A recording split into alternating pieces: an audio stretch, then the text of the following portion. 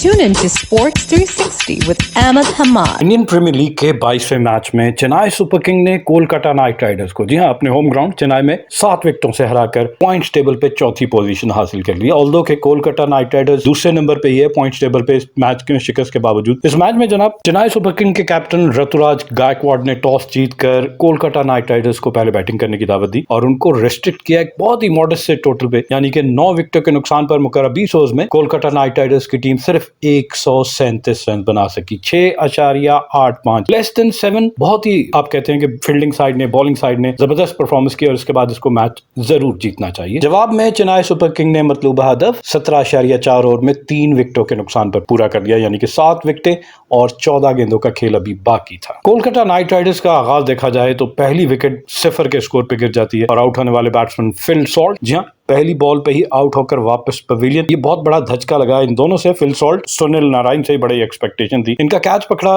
रविंद्र जडेजा ने, बॉलर थे देश पांडे, ये आउट होकर वापस। लेकिन दूसरी विकेट पे आपको एक पार्टनरशिप नजर आई है, वाहिद पार्टनरशिप इनकी जानिब से 56 रन की, यानी 6 ओवर में 56 रन बनाए सुनील नारायण और रघुवंशी ने, जिसमें सुनील नारायण ने 18 गेंदों पे 26 और रघुवंशी ने 18 गेंदों पे 24 रन बनाए। पहले पावर प्ले यानी पहले 6 ओवर में देखा जाए तो कोलकाता नाइट राइडर्स ने 56 रन बनाए और साथ साथ सुनील नारायण ने विराट कोहली का रिकॉर्ड जो इस लीग में अब तक सबसे ज्यादा रन बनाने का है उसको भी तोड़ा। उन्होंने अब तक 127 रन 201.58 यानी कि स्ट्राइक रेट से बनाए। जी हाँ, पहली विकेट गिरने के बाद ही सुनील नारायण ने दूसरे ओवर में तुषार देशपांडे को आड़े हाथों लिया और उन्होंने पहले उनको एक चौका लगाया स्क्वायर लेग पे, फिर मिड ऑफ के ऊपर से और फिर एक छक्का डीप स्क्वायर लेग की जानिब। तो सुनील नारायण अपने अंदाज में, क्योंकि एक थोड़ी शोल्डर इंजरी थी, उसके बावजूद वो शॉट्स अपने भरपूर खेल रहे थे। यहाँ आपको चेन्नई सुपर किंग को दाद देनी पड़ेगी कि पहले 6 ओवर में 56 रन कंसीड करने के बावजूद जैसी बॉल पुराना हुआ और स्पिनर्स को असिस्टेंस मिलने लगी तो रविंद्र जडेजा ने आते साथ ही 18 रन देकर 3 विकेटें हासिल की। और जडेजा को बड़ा अपने बॉलिंग पे कंट्रोल है और उन्होंने अपनी पहली 8 गेंदों पर 3 विकेटें हासिल करके जो एक 56 रन का पहले पावर प्ले में 1 विकेट के नुकसान पे आगाज़ मिला कोलकाता को, उसको वहाँ पे उन्होंने ब्रेक्स लगा दी।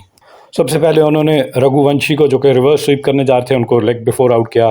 फिर सुनील नारायण को आउट किया। इस लीग में मैं कहूँगा कि चौथी मरतबा, 5 मैच में चौथी मरतबा उन्होंने सुनील नारायण को आउट किया। स्लाइस किया बैट को और सीधा लॉन्ग ऑफ में उनका कैच हो गया। फिर वेंकटेश अय्यर इनके तीसरे विकेट थी, जहां उनको डीप मिड विकेट पे इन्होंने आउट किया। मिचेल ने बड़ा ज़बरदस्त डाइविंग कैच पकड़ा आगे की जानिब डाइव लगाते हुए।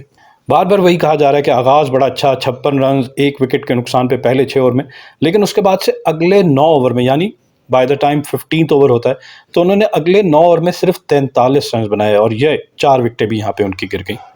और फिर आखिरी 5 ओवर में हमने देखा कि इन्होंने बड़ा ज़बरदस्त फिनिश किया और आपको दाद देनी पड़ेगी देशपांडे की, जिन्होंने 33 रन देकर 3 विकेटें हासिल की अपने कोटे के 4 ओवर में। लेकिन मुस्तफिजुर रहमान 22 रन देकर 2 विकेटें और आखिरी ओवर में क्या ज़बरदस्त बॉलिंग की है। उन्होंने सिर्फ 2 रन दिए और 2 विकेटें हासिल की। साथ साथ इस लीग में अब वो हाईएस्ट विकेट टेकर भी बन चुके हैं। तो पहली विकेट फिल सॉल्ट की पहली बॉल पे और फिर दूसरी विकेट अंग्रेश रघुवंशी की है। 7वें ओवर की पहली बॉल शुरू होती है 56 के स्कोर पे। आगाज़ बहुत अच्छा किया, पावर प्ले का अख्तिताम हो रहा और उसके बाद से रघुवंशी आउट हो जाते हैं। इनको जिसने कहा कि रिवर्स स्वीप करने गए और रविंद्र जडेजा ने लेग बिफोर आउट किया। 18 गेंदों पे 3 चौकों और 1 छक्के की मदद से इन्होंने 24 रन बनाए। और तीसरी विकेट सुनील नारायण की, ये भी एक ही ओवर में 2 विकेटें। 7वें ओवर की 5वीं बॉल पे, जहां पहली बॉल पे अंग्रेश रघुवंशी को आउट किया, वहां 5वीं बॉल पे सुनील नारायण को आउट किया इन्होंने। कैच पकड़ा महेश टिक्षाना ने, बॉलर ऑब्वियसली जडेजा। 20 गेंदों पे 27 रन बनाए, जिसमें 3 चौके और 2 छक्के शामिल थे। और उसके बाद चौथी विकेट देखी जाए, वेंकटेश अय्यर 9वें ओवर की दूसरी बॉल पे आउट हो जाते हैं और इन्होंने सिर्फ 3 रन बनाए। डाइविंग कैच डैरिल मिचेल की जानिब से और बॉलर दोबारा रविंद्र जडेजा। तो ये बैक टू बैक 3 विकेटें उन्होंने ली अपनी पहली 8 गेंदों पे। और फिर 5वीं विकेट 85 के स्कोर पे रमनदीप सिंह आउट होते हैं। 13 रन बनाने के बाद इनको बोल्ड कर देते हैं, कैरम बोल्ड करते हैं ज़्यादातर महेश टिक्षाना, इनको बोल्ड कर दिया 13 के स्कोर पे। और छठी विकेट 112 के स्कोर पे प्लेड ऑन कर दिया रिंकू सिंह ने और देशपांडे ने इनको आउट किया।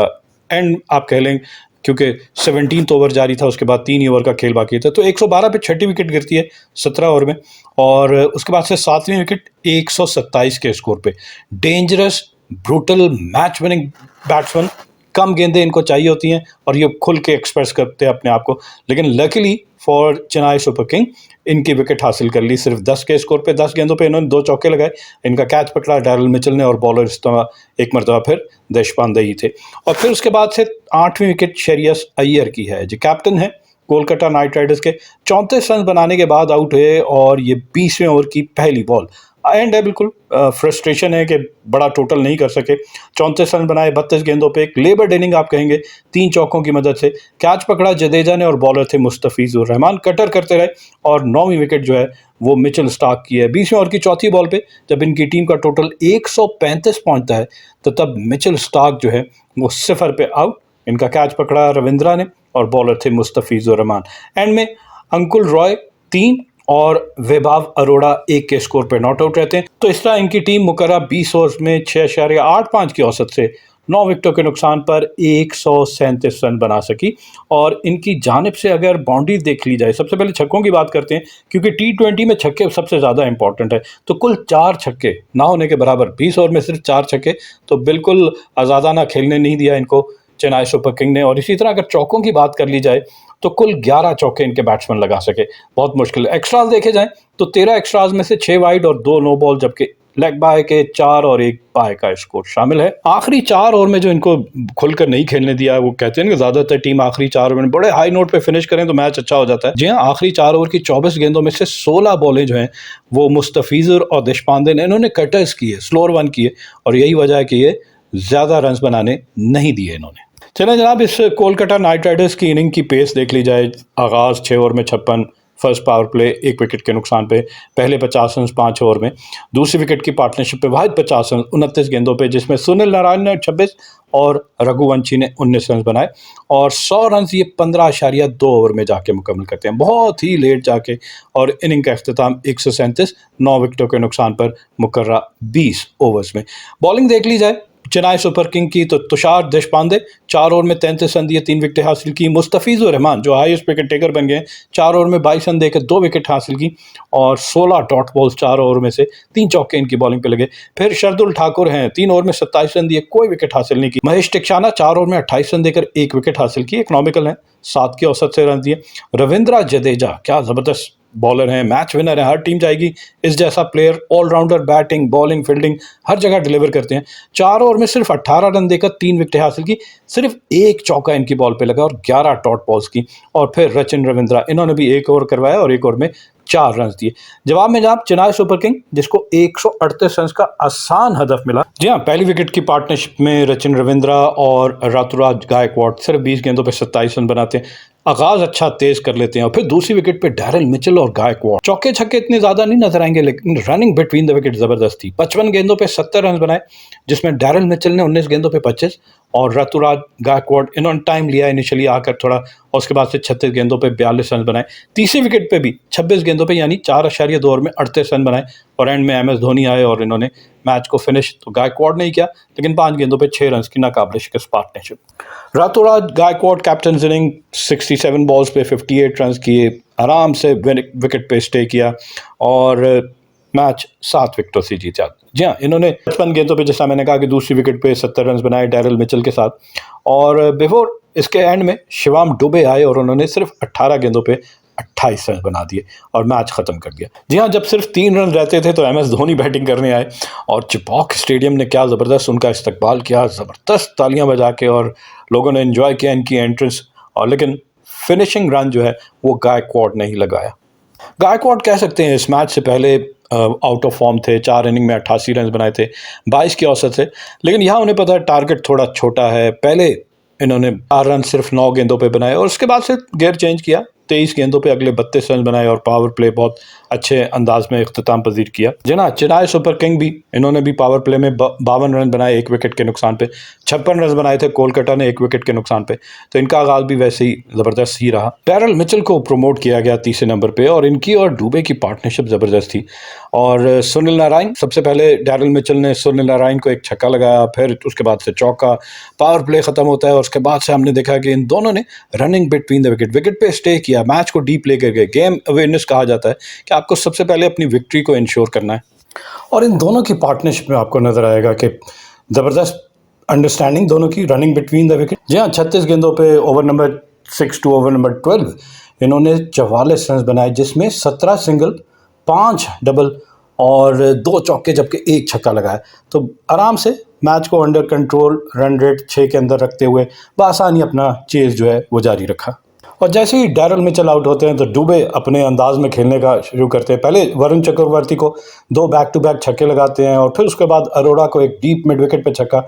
और इस वक्त अगर देखा जाए चेन्नई सुपर किंग की जानिब से वो हाईएस्ट रन स्कोरर है और उनका स्ट्राइक रेट जो है वो भी ज़बरदस्त है, 194 का स्ट्राइक रेट है। तो इस चेज में इनकी पहली विकेट 27 के स्कोर पे रचिन रविंद्र आउट होते हैं चौथे ओवर की दूसरी बॉल पे। कैच पकड़ा वरुण ने, बॉलर थे अरोड़ा, 15 रन बनाए 8 गेंदों पे 3 चौकों की मदद से।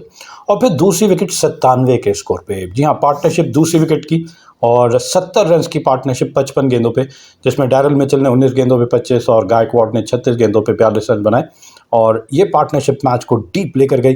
दूसरी विकेट 97 के स्कोर पे गिरती है 13वें ओवर की तीसरी बॉल पे। डैरल मिचेल आउट होने वाले बैट्समैन बोल्ड कर देते हैं। नारायण इनको 25 के स्कोर पे 19 गेंदों का सामना किया, 1 चौका और 1 छक्का लगाया।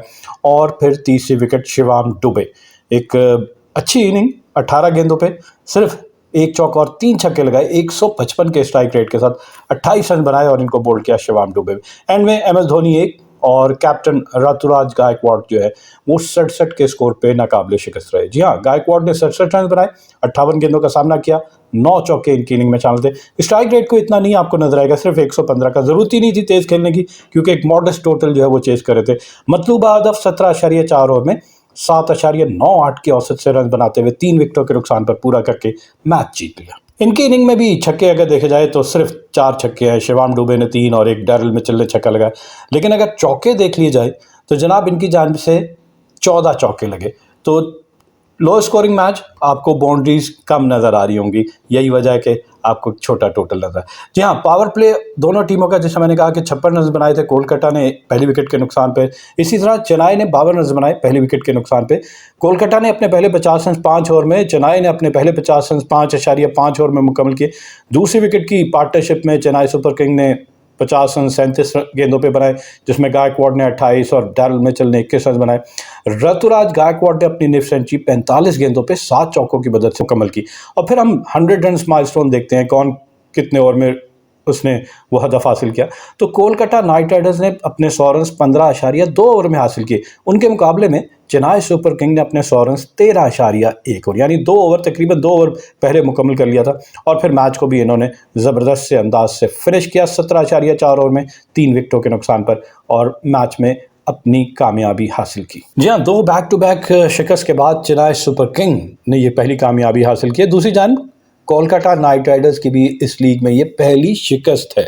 अब इस मैच के नतीजे के बाद points table, Indian Premier League के लेटेस्ट पॉइंट्स टेबल की जानिब आपको लिए चलते हैं। राजस्थान रॉयल्स पहले नंबर पे है, 4 मैच खेले, 4 जीते, 8 पॉइंट हैं, 1.12 इनका नेट रन रेट।